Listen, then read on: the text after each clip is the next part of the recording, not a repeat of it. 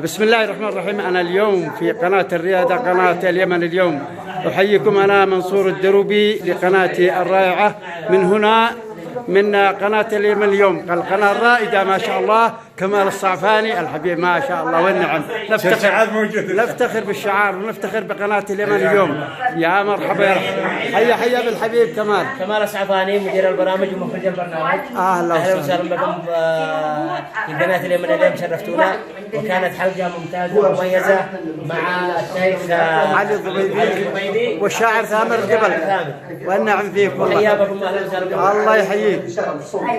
سليمان الرزيقي كان في اليوم وعندي برنامج اسمه كافيه. اعجبنا اليوم بحضور الشيخ علي الضبيبي وكذلك الشاعر ثامر. نعم شكرا جزيلا. حياك الله.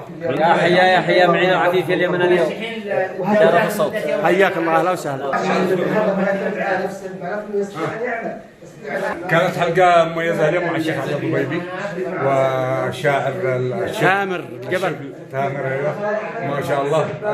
نتمنى له التوفيق ونتمنى لكم التوفيق. شكرا جزيلا، يحفظكم ربي.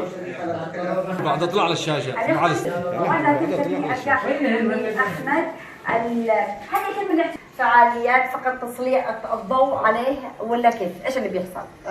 الجمعية اليمنية الكثير دائما تقوم بكثير من الفعاليات خلال فترة اليوم العالمي للكفيف، منها قيامها بالأسبوع الكفيف العربي الذي يكون.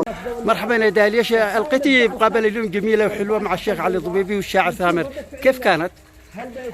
أشكركم طبعا لوجودكم معي في البرنامج، وأتمنى تكون إضافة للبرنامج وجود الشيخ علي الضبيبي وثامر، وأتمنى تهتموا إن شاء الله ومن تألق إن شاء الله بإذن الله. مشكورة، وأنت كنتين نجم ما متألقة. الله يحفظك، مع السلامة. مع السلامة.